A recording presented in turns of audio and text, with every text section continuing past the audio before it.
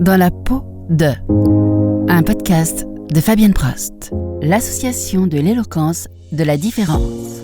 Les candidats. Aujourd'hui, je vais consacrer ce podcast aux candidats de la finale de l'éloquence de la différence et du bégaiement à Toulouse le 6 décembre 2025. Une journée un peu dingue. L'apothéose en public d'un travail de 2 mois des 8 candidats, 8 belles personnes avec leur fragilité et leur force. Un beau parcours que j'ai pu suivre du début jusqu'à la fin, car j'ai participé à cette aventure en tant que coach bénévole. Un grand mot pour dire apporter son soutien en binôme ou en trio à un candidat, une candidate, dans l'élaboration de ses discours, dans ses passages devant les autres, et créer une bulle de bienveillance et de confiance pour qu'elle puisse avancer sereinement. Il y avait aussi parmi nous des orthophonistes très pros, bienveillantes, qui étaient là aussi en soutien pour tous les candidats, et c'est aussi une grande force pour cette association que de compter sur ces professionnels du trouble de la fluence. Il y avait aussi 2 psychologues. Au final, j'ai sans doute plus appris de mon candidat que lui de moi, car dans ses différents discours, tous plus forts les uns que les autres, il a soulevé de nombreuses questions essentielles qui le concernaient, autour de la parole et du silence notamment, qui ont fait ricochet en moi. Le cadre proposé par l'association L'éloquence de la différence et chapeauté par Guillaume Moll à Toulouse est bien défini, bien organisé, bien pensé, étape par étape, et permet que les choses se passent bien et crée ce cadre de bienveillance. Et c'est donc une vingtaine de personnes, candidats, coachs, qui cheminent ensemble pendant 2 mois, avec des rendez-vous réguliers les mercredis et samedis. C'est assez intense et qui permet cette cohésion de groupe, ces rencontres, ces nouvelles amitiés. Une longue introduction pour vous faire rencontrer ces candidats après leur finale avec des extraits de leur discours. Nous étions dans une belle salle de spectacle dédiée aux étudiants, la MAC Capsule culturelle de Toulouse, avec une jauge de 250 personnes. La salle était quasiment pleine. Avant de rencontrer Carole, une jeune femme bègue très solaire, écoutons un extrait de son discours qui traitait de la question « Sommes-nous ce que l'on dit de nous ?» Et elle devait répondre « Oui ». Elle a reçu le prix de l'authenticité. Ici, mes proches me font entendre ma force. Au fond, je ne suis pas seulement ce que les autres disent de moi. Je suis aussi ce que je choisis de faire avec leurs mots. J'en fais de l'humour. Et cette fois, un discours devant vous. Donc Carole, tu as reçu donc le prix de l'authenticité pour ton beau discours plein d'émotions et de sourires. Oui, c'était bien. J'ai fait un discours sur moi, sur ma vie, et voilà, plein d'émotions à l'écrire. Quelle leçon as-tu retiré de ces 2 mois de travail pour aboutir à la finale ? J'ai retenu que le bégaiement, ce n'est pas une barrière et qu'on peut vivre avec, et ce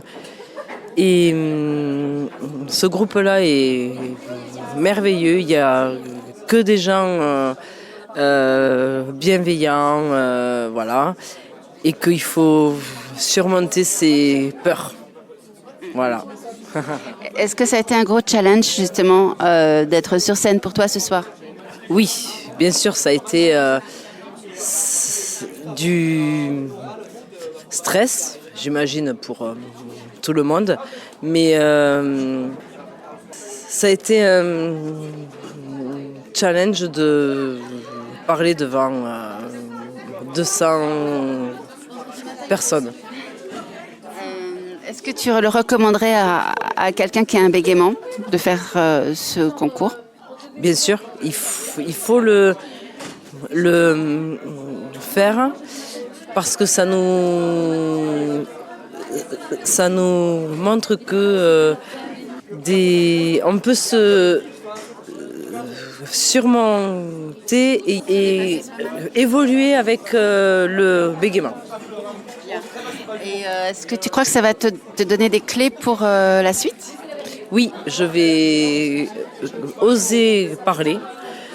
Avant, je n'osais pas parler en réunion à mon boulot et maintenant, je pense que je vais y arriver avec fluidité et même pas peur.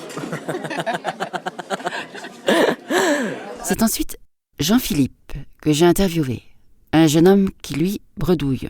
Un autre trouble de l'affluence qui fait qu'on parle un peu trop vite et qu'on mange certaines syllabes. Jean-Philippe, un jeune papa, a écrit des pages très belles sur l'amitié.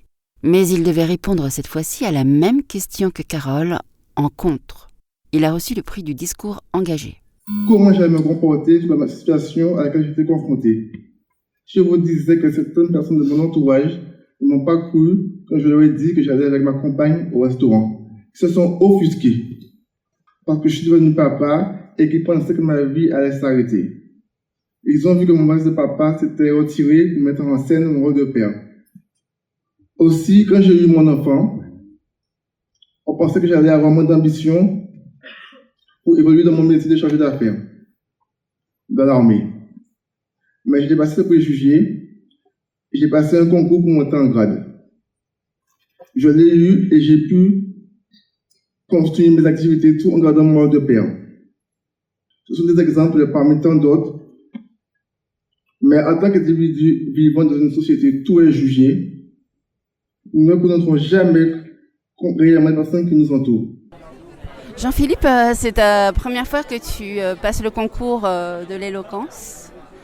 Comment as-tu vécu cette expérience ? Mais franchement, au début, c'était compliqué. Parce qu'au début, c'était très intensif, le rythme. Et finalement, j'ai pris goût à participer à ce concours. Et j'ai adoré et je suis allé au final. Et franchement, c'était génial. Et qu'est-ce que tu as appris le plus ? Enfin, qu'est-ce que tu en as retiré le plus ? Ben, malgré nos différences, mais on est quand même tous égaux. Et voilà. Est-ce que tu recommanderais cette expérience à d'autres personnes bègues ? Oui, franchement oui. C'est une belle expérience à vivre. Et aussi, ça permet de dépasser ses limites. Est-ce que tu avais très peur de monter sur scène ? Oui, j'avais un peu peur parce que c'est normal, tout le monde, on est tous humains. Et du coup, il y avait quand même un peu de stress, mais j'ai pu gérer mon stress par rapport à ça. Donc pour toi, c'est une belle expérience. Oui, franchement, c'est génial. Merci. C'est au tour de Tan, notre candidat, qui est franco-vietnamien, bègue, arrivé en France à 20 ans, qui a donc plus de difficultés avec les sons de la langue française. Il a écrit des discours très émouvants sur son rapport à la parole et au silence. Mais, pour la finale, il devait traiter de la question « A-t-on le droit d'être égoïste ?» Et il devait répondre « Oui ». Il l'a fait brillamment et a remporté le prix de l'émotion et le prix du jury. Écoutons un extrait de son discours, suivi de la petite interview d'après-finale. Tu avais raison. Je ne parlais pas. Mais tu te trompais sur la cause. Je savais que tu m'aimais, je te voyais, mais je voyais aussi comment bégaiement t'arrêtais. Chaque fois que je butais cinq mots, je sentais ton inquiétude grandir. Alors, j'ai pris une décision d'enfant, me taire pour te protéger. Je me suis tué une fois, deux fois, et c'est devenu une habitude. Ce silence était un mur. Bâti pour ne pas abîmer ton regard, et ce mur, tu l'as appelé égoïsme. En grandissant, j'ai compris que toi aussi, tu as aussi ton égoïsme. Ton refus de mon bégaiement n'était pas du rejet, c'était de la peur. Tu avais des attentes immenses pour moi. Tu voulais être fort, armé pour la vie. Ton amour pour moi était si grand qu'il ne supportait pas de me voir en difficulté. C'est juste que la façon donc tu exprimais cet amour et la façon dont moi je le recevais. Nous n'avons pas le même rythme, nous n'avons pas la même musique. Ton égoïsme cherchait à me protéger à ta façon, quitte à oublier qui j'étais. Alors, bravo Tan hein, pour ton discours qui nous a tous émus aux larmes. Hein. Et puis l'originalité aussi, puisque c'est une lettre à ton père que tu as écrite. Comment as-tu vécu cette dernière soirée de finale? Oui, merci beaucoup. Et avec c'est très motivant d'avoir le prix du jury, mais et en plus, ça c'est le prix d'émotion. J'ai raconté une histoire triste pour les enfants, mais vous savez, sur scène, j'ai été parler de ma vraie émotion. Donc ça c'est un moment très touché où on est soi-même. Ouais. Est-ce que c'est une expérience à recommander à d'autres? Oui. Avec pour tous les gamins qui veulent dépasser soi-même, pour tous les parents qui veulent avoir une bonne expérience, pour toutes les personnes qui veulent avoir une vue différente, venez ici, venez avec le concours d'éloquence des différences. Il faut vous imaginer ce que ça représente de se présenter sur une vraie scène devant un public, même bienveillant, quand on a un handicap de la fluence et que l'on a passé toute une partie de sa vie à éviter ce genre de situation. Passer de l'ombre à la lumière, faire de son défaut de fluence une force, de sa honte, avec de grands guillemets, une fierté. Ce qui est difficile pour tout un chacun est un sacré challenge, qu'ils ont tous remporté brillamment, avec un vrai talent d'écriture et pour certains, certaines, de vrais talents d'orateur. Dans ces discours aux thématiques variées, ils nous ont partagé leur vécu intime de leur rapport à la parole en société et en famille, ou partagé leur peur, parfois avec humour, dans le cas de Maxence qui est bègue, qui lui a remporté le prix de l'humour et qui a des vrais talents de one-man show. Puis, après avoir fini de ronger le peu d'ongles qu'il me restait, j'ai décidé de me mettre un coup de pied aux fesses. Et je me suis dit, au moins à l'écrit, on ne parle pas. Oui, je sais, c'est assez profond, c'est de moi. Donc, pas de bégaiement, et surtout pas de consonne occlusive, ma bête noire. Peur et danger, deux mots commençant par des occlusives. À croire que mes chers coachs que je chérissais tant auparavant l'ont fait exprès. Alors, qu'est-ce qu'une occlusive? C'est un son produit par un blocage complet du passage de l'air dans la bouche avant relâchement, comme le B, le D, le K, le T. Si un jour on pouvait enlever ces quelques lettres de l'alphabet, cela m'arrangerait bien. D'ailleurs, si vous avez un contact ou quelqu'un dans votre entourage qui pourrait m'aider en ce sens, n'hésitez pas à venir me voir à la fin du spectacle. Il faut vous imaginer aussi le degré d'émotion qu'il y avait dans la salle après chaque passage de candidat. Sortez vos mouchoirs.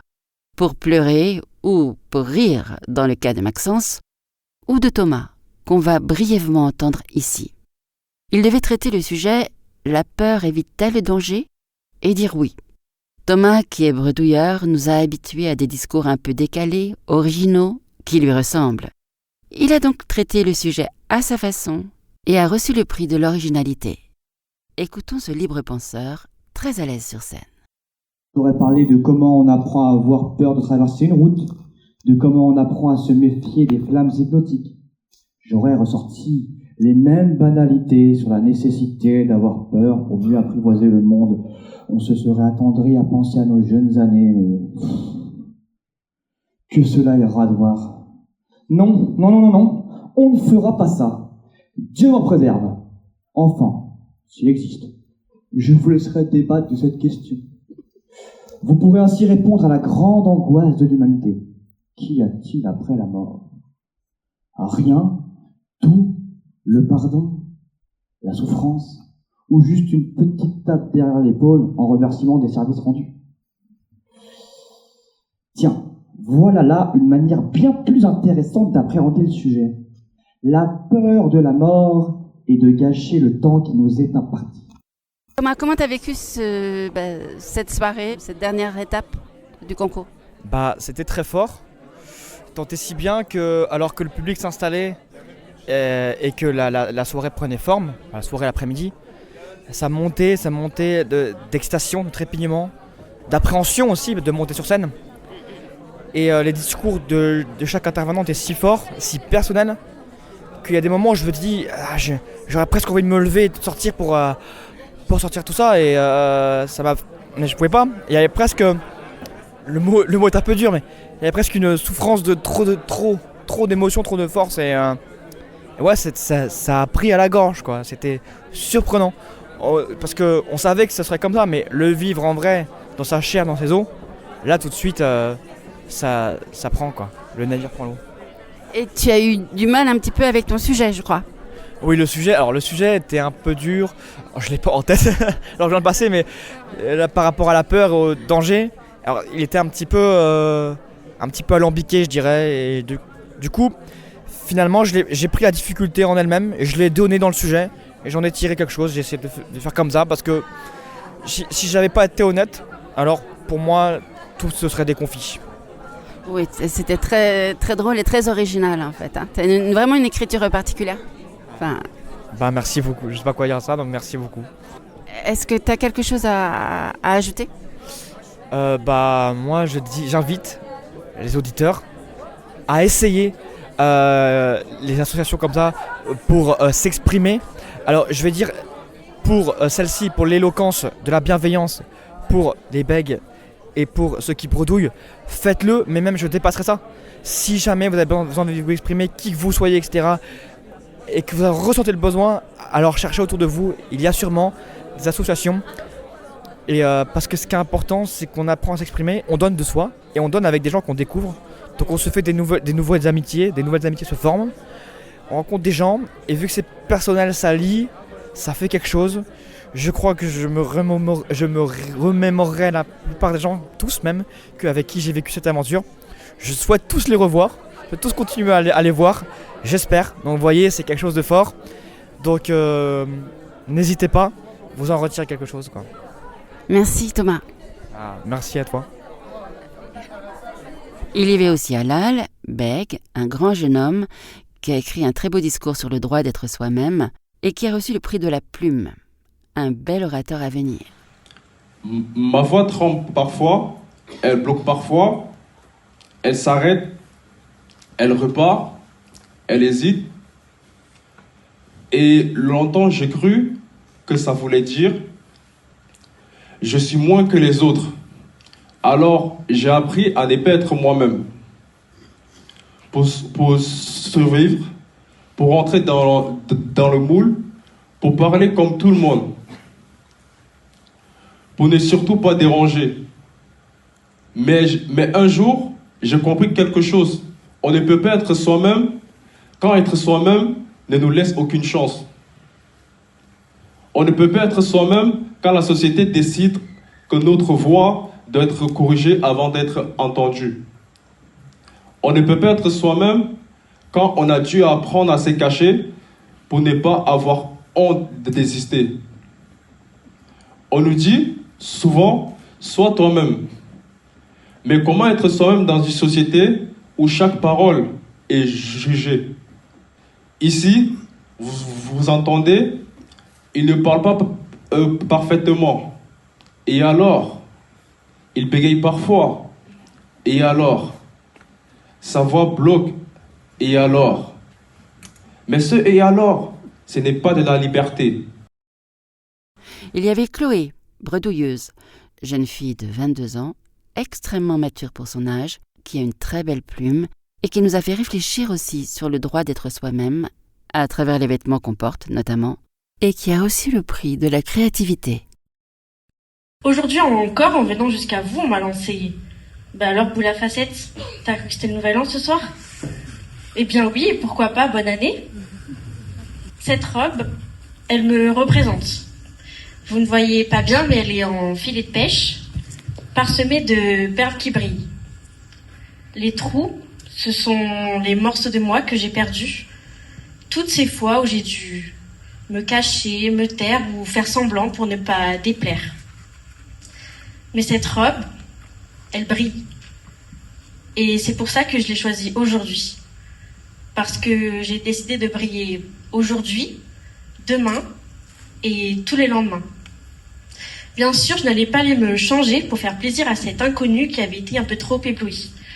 Si je l'ai choisi, c'est rien que pour moi. Ralph Emerson, mannequin, disait « Être soi-même dans un monde qui te pousse à être autre chose est le plus grand accomplissement. » Et on en est la preuve. On a beau avoir un prénom commun, Chloé pour ma part, on est tous uniques, fiers de nos goûts, de nos convictions assumées. Chaque personne qui choisit d'être elle-même crée un petit espace de liberté pour les autres. Et enfin Marie-Ange, qui est bègue, que l'on va entendre ici dans un extrait de son discours, et qui a répondu ensuite à quelques-unes de mes questions. On lui a remis le prix de la persévérance. N'écoutez pas les préjugés, les personnes qui se moquent de vous. Ils n'en valent pas la peine, vraiment. Faites-vous confiance. Vous savez bien ce que vous valez. Acceptons-nous tels que nous sommes. Je reprendrai ce que disait Philomène Tanguy. Bégayons sous la pluie et lâchons les parapluies. Désormais, je ne m'arrête plus. Je prends les averses, les giboulées, le déluge. Je cours sous la pluie, mais toujours librement. Ça a vraiment été bénéfique pour moi. Ça m'a appris à avoir beaucoup plus confiance en moi et me libérer un peu plus quand il y a un public devant moi. D'accord. Qu'est-ce qui t'a le plus challengé ? Oui, le fait d'être sur une scène et me dépasser par rapport à ça, justement. Est-ce que ta perception du bégaiement ou du bredouillement a changé lors de ces 2 mois ? Oui, effectivement, qu'avant d'arriver ici, je la considérais, le bégaiement, je le considérais toujours comme une bête noire. Et aujourd'hui, c'est complètement différent. Comme je le dis beaucoup dans mes discours,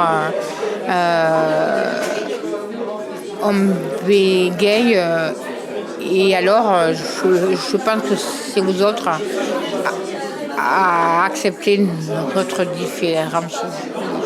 Il faut savoir parler même si les autres ne nous acceptent pas. Ces personnes qu'on a vues parfois en difficulté, en retrait au début de ce parcours, se sont épanouies magnifiquement durant ces 2 mois et ont travaillé avec acharnement sur leur discours pour pouvoir briller en finale, ce qu'ils ont fait. Il faut imaginer aussi une ambiance plutôt détendue, dans les rires partagés, car nous avions parmi nous de gais lurons, aussi bien parmi les candidats que parmi les coachs. Cette très belle expérience que j'ai vécue va se reproduire l'année prochaine. Il y aura à nouveau un concours d'éloquence de la différence à Toulouse, avec de nouveaux candidats et de nouveaux coachs. Si vous êtes intéressé, vous aussi, de vivre cette expérience, je vous invite à vous rapprocher de l'association Éloquence de la différence à Toulouse. Vous trouverez les informations dans la description du podcast, mais sinon vous pouvez les trouver sur Google. Il faut être assez disponible les mois d'octobre et novembre, jusqu'à la finale début décembre. C'est une expérience enrichissante qui vous attend. Parole de coach. Et, par ces temps de solitude numérique, rejoindre un groupe bienveillant, tout en se sensibilisant aux troubles de l'affluence, est juste un cadeau. Ce podcast assez peu journalistique, mais très dans la peau de, c'est-à-dire se mettre un peu en immersion dans une association pour mieux comprendre ce qui s'y passe, et mieux comprendre de l'intérieur, pour ma part, le trouble de l'affluence, en accompagnant un candidat bec. Je connaissais cette part visible, le bégaiement, mais très peu cette part invisible, qui parfois est plus importante que le trouble de la parole, qui depuis l'enfance fait souffrir, limite, génère de fausses croyances, et limite ensuite le champ d'action dans la vie. Comme le dit Halal, chaque voix compte, même si celle-ci trébuche ou hésite. Bravo à cette association Éloquence de la différence, bravo à Guillaume Moll, qui en est l'organisateur à Toulouse, pour créer cette possibilité de faire entendre toutes ces voix et toutes ces belles plumes. Ce podcast se termine.